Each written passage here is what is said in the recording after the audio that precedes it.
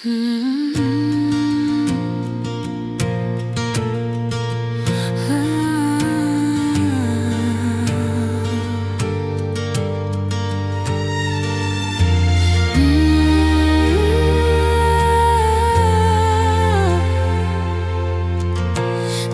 thanks to the Lord, for He is good. His mercy endures forever. Let Israel say, His mercy endures forever. Let the house of Aaron say, His mercy endures forever. Let those who fear the Lord say, His mercy endures forever. In danger, I called on the Lord. The Lord answered me and set me free. The Lord is with me. I am not afraid. What can mortals do against me?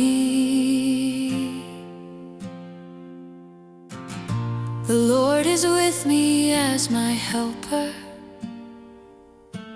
I shall look in triumph on my foes. Better to take refuge in the Lord than to put one's trust in mortals.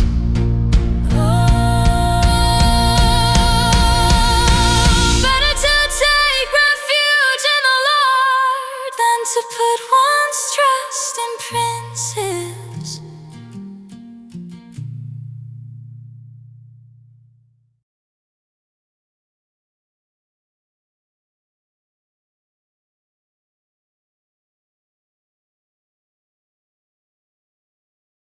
Welcome, everyone. Today we are entering an ancient account preserved through early tradition, a text that expands on many moments connected to the world of Scripture in a way many have never heard before. We are opening the Book of Jasher, and we begin at a place of confrontation, a moment where truth stands before power and faith is tested in the fire. This is the story of Abraham before Nimrod, a moment where the world demanded compromise and one man refused. As we listen, allow yourself to step into the scene, the tension, the voices, the heat of the furnace, and the question that echoes through it all: what happens when faith is placed in the fire? This is a live reading with minimal commentary, so you can fully enter the flow of the text. Take a moment, settle your heart, and listen closely. Let the words speak, let the atmosphere form around you, and may understanding unfold as we begin. The creation of Adam and Eve, the fall, birth of Cain and Abel. Abel, a keeper of sheep, Cain, a tiller of the soil. The quarrel between the brothers and the result. Cain, the first murderer, cursed of God. Seth is born. People begin to multiply and become idolatrous. Third part of the earth destroyed. Earth cursed and becomes corrupt through the wickedness of men. Canaan, a wise and righteous king, foretells the flood. Enoch is born. Enoch reigns over the earth. Enoch establishes righteousness upon the earth, and after reigning 240 years is translated. The people of the earth again become corrupt. Noah is born. Noah and Methuselah preach repentance for 120 years. Noah builds the ark. Death of Methuselah. animals, beasts, and fowls preserved in the ark. Noah and his sons and their wives are shut in. When the floods come, the people want to get in. Noah 1 year in the ark. The generations of Noah. The garments of skin made for Adam stolen by Ham. Noah builds the ark. Death of Methuselah. Animals, beasts, and fowls preserved in the ark. Noah and his sons and their wives are shut in. When the floods come, the people want to get in. Noah 1 year in the ark. The generations of Noah. The garments of skin made for Adam stolen by Ham. And they descend to Nimrod, the mighty hunter, who becomes the king of the whole earth, the birth of Abram. The wise men of Nimrod, by their divination, foretell the evil that Abram will do to Nimrod's kingdom, and they seek to kill the child. Abram with his mother and nurse are hid in a cave for 10 years. When 10 years old, Abram goes to Noah and Shem, remains with them for 39 years, and is taught in all the ways of the Lord. The wickedness of Nimrod and his people. They propose to build a tower to heaven and dethrone God. The confusion of tongues. The descendants of Noah, scattered over the whole earth, build themselves cities. Nimrod's wicked reign, the idolatry of Terah, Abram's father. When 50 years old, Abram returns to his father's house and discovers his idols, makes a pretext to destroy them.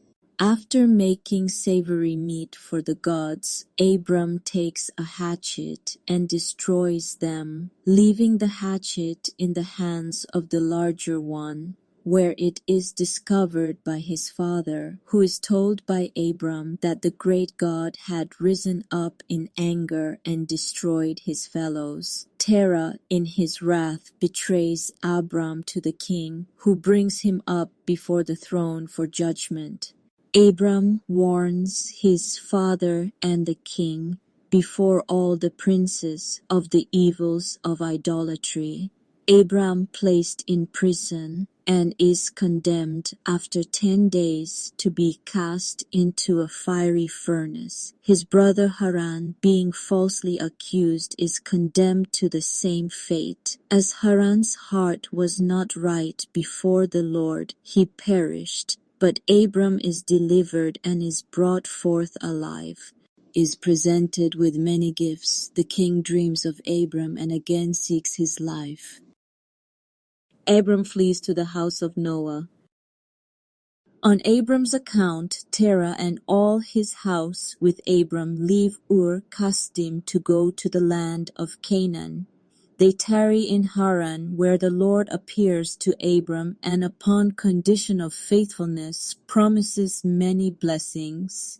Abram, commanded of the Lord, takes his wife and all belonging to him and goes to the land of Canaan, where the Lord again appears to him and promises the land of Canaan as an everlasting inheritance. After 15 years, Abram returns to Haran to visit his father, teaches many to walk in the ways of the Lord, again commanded to go to Canaan, where he builds an altar. The Lord renews his covenant with him. Rikaion's cunning device to make money of the Egyptians. On account of famine in Canaan, Abram goes to Egypt, tells the people that Sarah is his sister on account of her beauty. Pharaoh desires to take her, but is prevented by an angel of the Lord.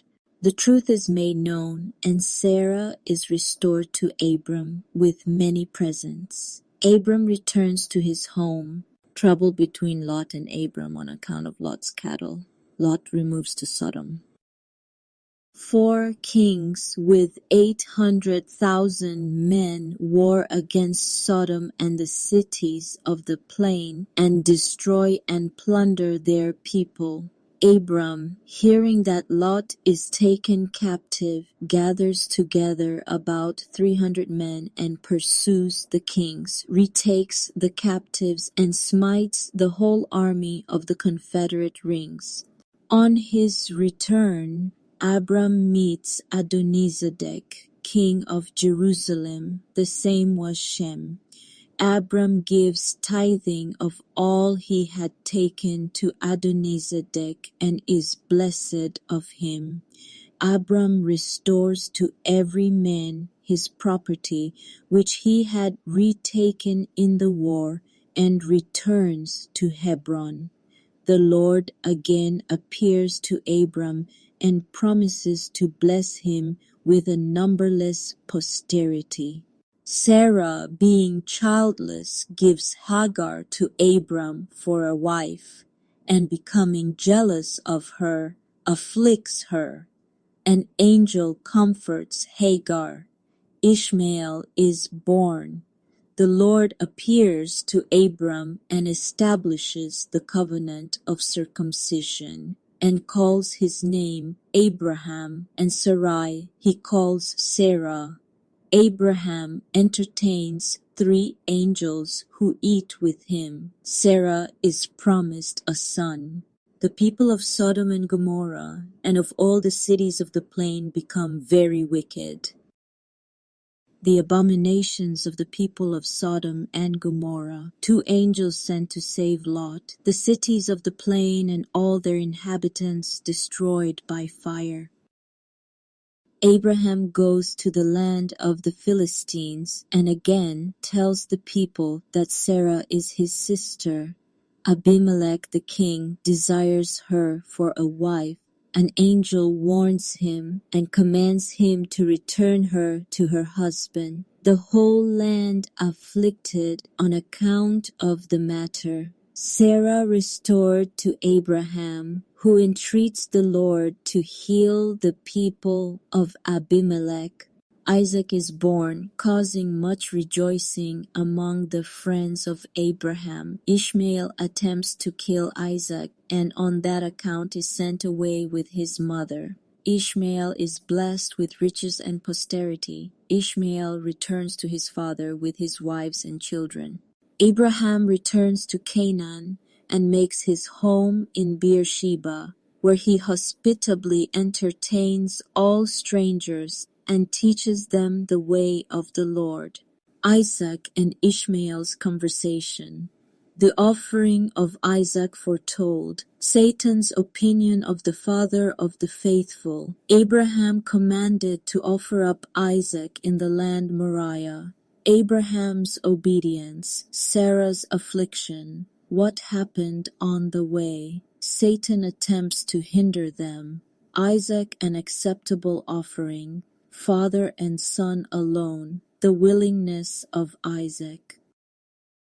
He assists his father in building the altar. While they both weep bitterly, they yet rejoice to be counted worthy before the Lord. Isaac bound and placed upon the altar. The angels of God intercede for Isaac, who is released at the command of the Lord, and a ram is offered in his place. Satan, by his deception and evils, causes the death of Sarah. Abraham purchases a burial place. Isaac sent to the house of Shem and Eber to learn the way of the Lord. Eliezer is sent to get a wife for Isaac. Goes to the house of Bethuel and brings Rebekah. Abraham takes Keturah for a wife, by whom he has 6 sons, the generations of the sons of Keturah and of Ishmael. Isaac and Rebekah pray for children, their prayers answered, and Esau and Jacob are born. Abraham, after recounting all the wonderful works of the Lord, enjoins his son to walk in his way and keep his commandments. In the 15th year of Jacob and Esau's lives, Abraham dies and is buried by all the kings of the land. All the people and even the children mourn for Abraham for a fool. Esau slays Nimrod and 2 of his mighty men, returns home weary from the fight, and sells his birthright for value. On account of famine, Isaac goes to Gerar, the land of the Philistines. After the famine, he returns at the command of the Lord to Hebron. Jacob is sent to the house of Shem, where he remains 32 years to learn the way of the Lord, but Esau would not go. Esau marries a Canaanitish woman. Jacob, by deceit, obtains his brother's blessing. Jacob, fearing his brother's anger, flees to the house of Eber, where he remains for 14 years. Esau again marries a woman of the land. Jacob returns to his father, but being still threatened by Esau, is advised by his mother to go to her brother Laban in Haran. Jacob goes to Haran, being commanded by his father not to marry any of the daughters of Canaan. Jacob is waylaid on the road by the son of Esau and is robbed of all he possessed. When he arrives at Mount Moriah, the Lord appears to Jacob and establishes his covenant with him. Arriving at his uncle's house, he engages to serve 7 years for Rachel. Jacob is deceived and is given Leah in place of Rachel, but is given Rachel for 7 years more service. Jacob serves Laban 6 years longer for wages and becomes very rich when the Lord appears to him and commands him to return to the land of Canaan. Jacob obeys and goes from Laban. Rachel steals her father's gods, that he may not know where Jacob has fled. Laban pursues him, but establishes a covenant of peace. Laban breaks his covenant by sending his son secretly to Esau, that Jacob may fall in his hands. Esau, with 400 men, seek to destroy Jacob. Jacob sends a message of peace to his brother, who rejects it with contempt and advances to destroy him. Hosts of angels cause the fear of Jacob to come upon Esau, and he goes to meet him in peace, in answer to Jacob's prayer. Jacob wrestles with an angel of the Lord. Jacob goes to Shechem. Prince Shechem defiles Dinah, the daughter of Jacob. Shechem desires her for a wife, the perfidy of Shechem. Simeon and Levi, sons of Jacob, avenge the honor of their sister Dinah, destroy all the men of the city, and spoil it. The people of Canaan conspire to avenge the cause of Shechem. Isaac and Jacob pray for succor. The fear of God come upon the Canaanites, and they do not fight with Jacob. Jacob and his house goes to Bethel, where the Lord appears to him, calls his name Israel, and blesses him. The generations of Jacob and Esau. Jacob returns to Shechem. The kings of Canaan again assemble against Jacob. Jacob's 10 sons with 102 of their servants fight against the Canaanites and Amorites and are successful.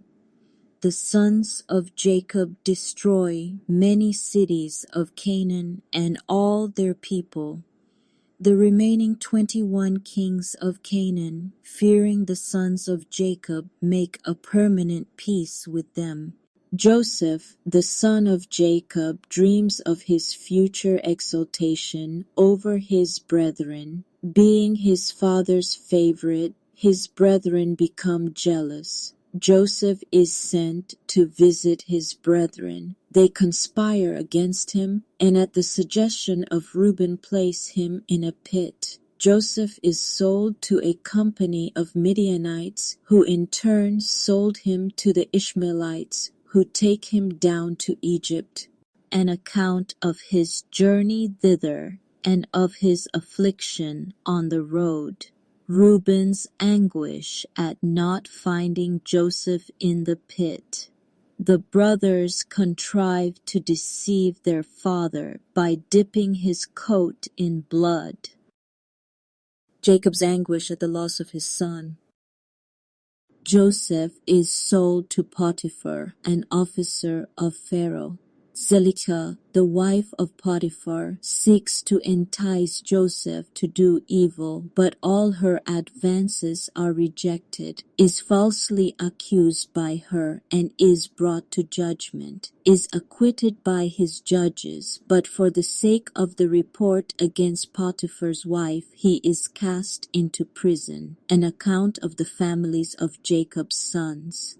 Joseph interprets the dreams of his fellow prisoners. Isaac blesses his 2 sons and dies. His property is divided. Esau takes all the personal property, and Jacob chooses the inheritance of the land of Canaan with the cave of Machpelah for a burying place. Pharaoh's dreams. Not receiving a satisfactory interpretation from the magicians, he orders the wise men to be slain. The king's butler makes Joseph's gifts known to Pharaoh. Joseph is brought before the king, who relates his dreams to him. Joseph, by the gift of God, interprets them. A great famine predicted. Pharaoh assembles all the great men of the kingdom and desires to appoint Joseph to govern Egypt. They object because he cannot speak all the 70 languages of the earth. An angel visits Joseph and teaches him all the languages of the earth. When brought before the king, Joseph's wisdom and knowledge please Pharaoh and all the princes of Egypt, and he is appointed the second to the king, and all authority is given him. Joseph is made wealthy and clothed in princely apparel and proclaimed governor of Egypt, is given the daughter of Potiphar for a wife. Joseph goes to help the Ishmaelites against their enemies. Great plenty prevails in Egypt as Joseph predicted. Joseph's 2 sons, Manasseh and Ephraim. Joseph stores up food throughout Egypt. That stored by the Egyptians is spoiled.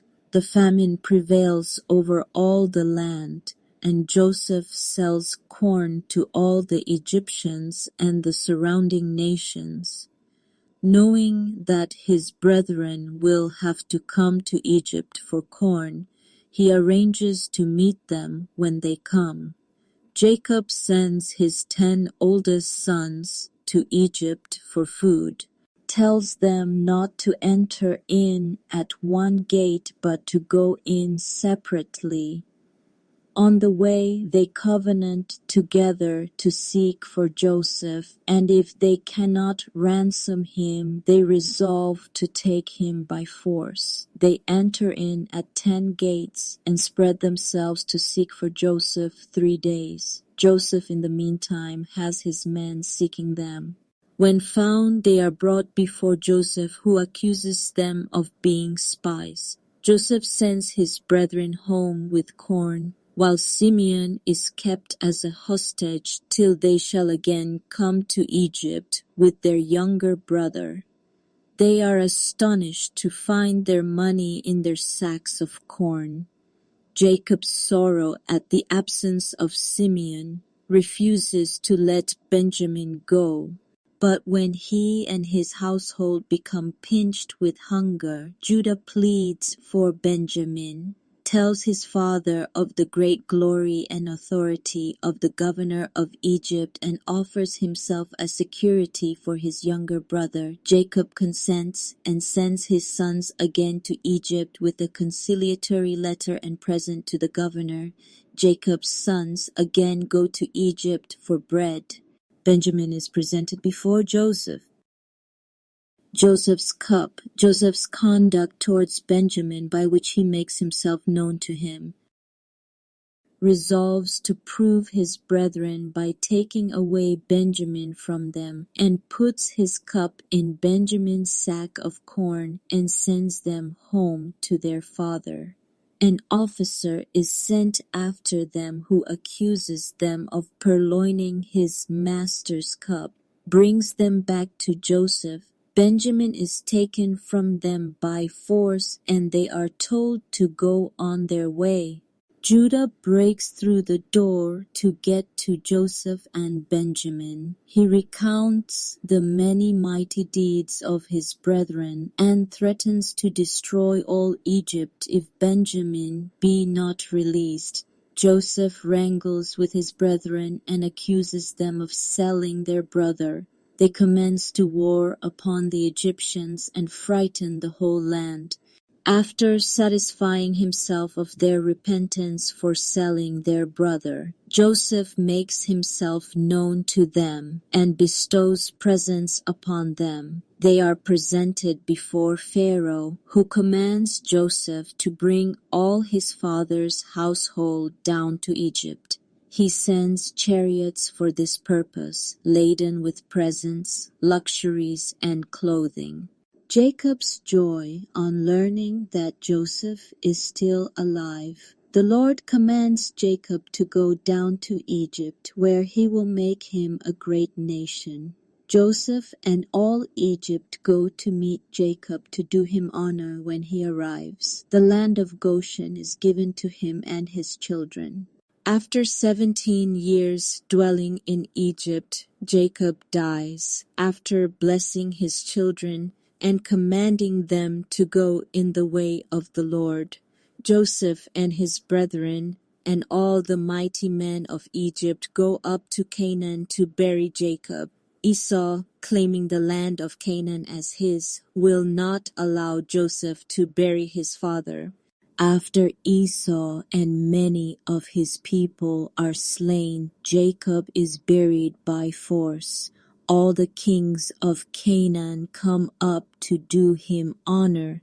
The sons of Esau make war with the sons of Jacob and are smitten. Some are taken captive to Egypt. The children of Esau enlist the people of Seir to accompany them to Egypt to deliver their brethren.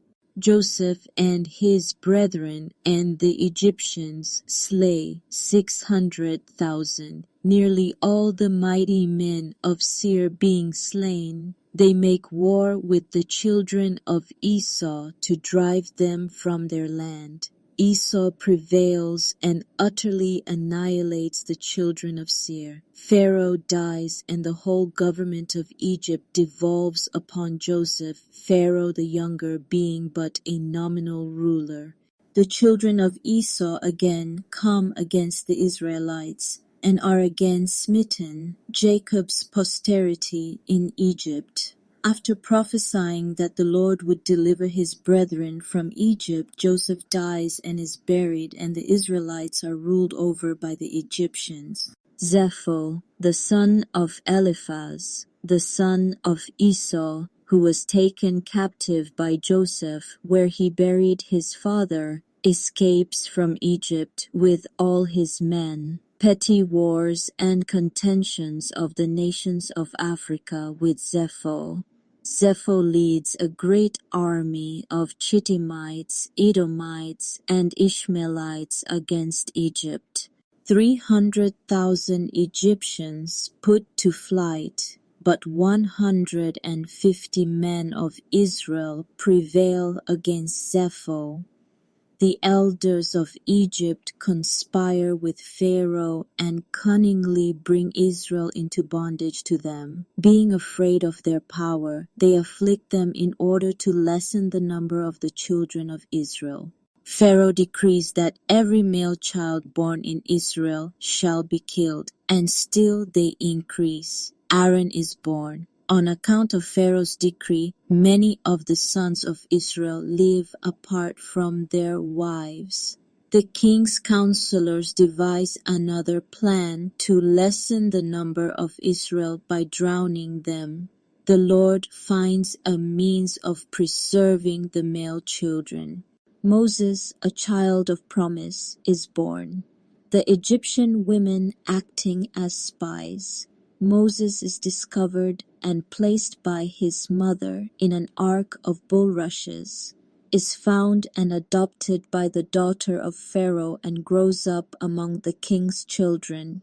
Pharaoh proclaims that if any of the Israelites are short in their labor, either in bricks or mortar, his youngest son shall be put in their place. Moses puts the king's crown upon his own head. Balaam and the wise men make this a pretext against him. When grown up, Moses visits his brethren and learns of their grievances. Moses obtains a day's rest on the Sabbath for all Israel. Moses slays an Egyptian and being discovered flees from Egypt. Aaron prophesies Moses flees to Cush. At the death of the king, he is chosen in his stead. He reigns 40 years in Cush, the reign of Moses and his strategic warfare. War in Africa. 30,000 Ephraimites think it's time to get out of Egypt, rise up to go to Canaan, but are slain by the Philistines. Moses leaves Cush and goes to the land of Midian. Reuel, taking him for a refugee, keeps him in prison for 10 years, is fed by Zipporah, the daughter of Reuel. Pharaoh, smitten of the plague, slays a child of the Israelites every day.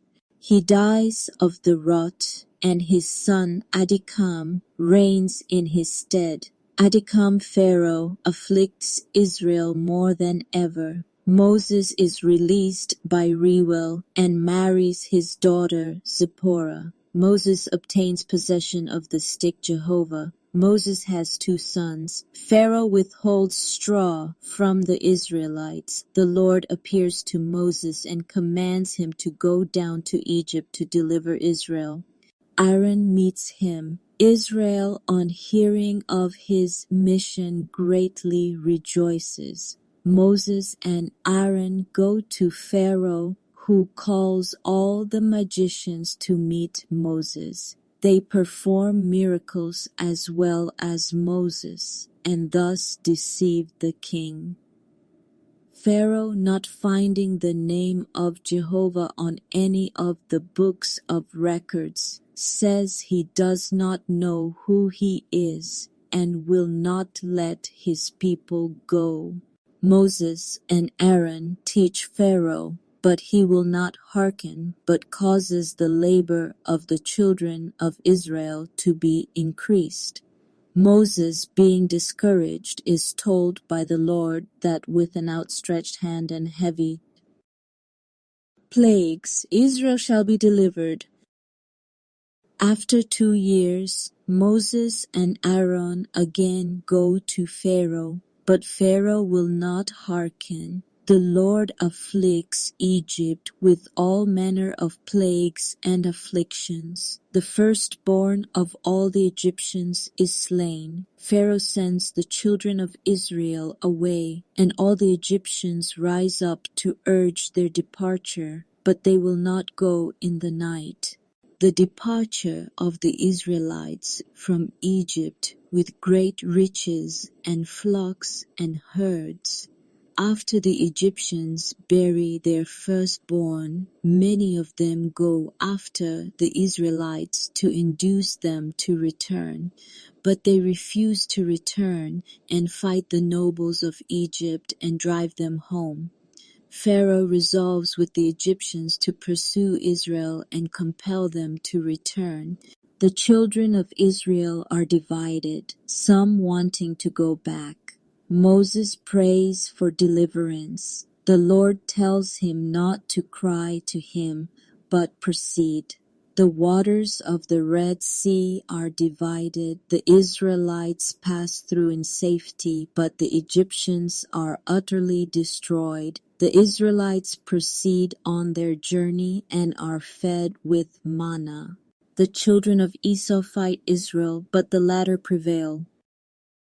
The 10 Commandments are given. While Moses is in the mount, Aaron makes a golden calf, and Israel worships it. Civil war. The Lord has a sanctuary built for his worship in the wilderness. Aaron and his sons are placed in charge of the Lord's service, the sacrifices and offerings. The Passover is celebrated. The people lust for flesh to eat, their punishment. Moses sends 12 men to explore the land of Canaan. 10 of them bring an evil report, and the people want to return to Egypt. For their lack of faith, that generation shall not live to obtain their possessions. The earth swallows up the rebellious. The children of Israel commanded not to war with the children of Esau or Moab. The Edomites will not let Israel pass through their land. Some of the Canaanites rise up to fight Israel, who are frightened and run away.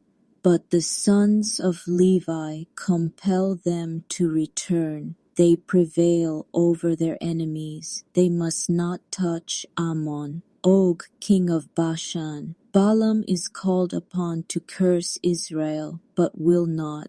Israel commits whoredom with the Moabites, and they are smitten with pestilence. All over 20 years of age at the time of leaving Egypt die at the expiration of 40 years. Israel is numbered. The Midianites are destroyed, and their spoil is divided among the people. Moses appoints Joshua his successor. The Lord encourages Joshua.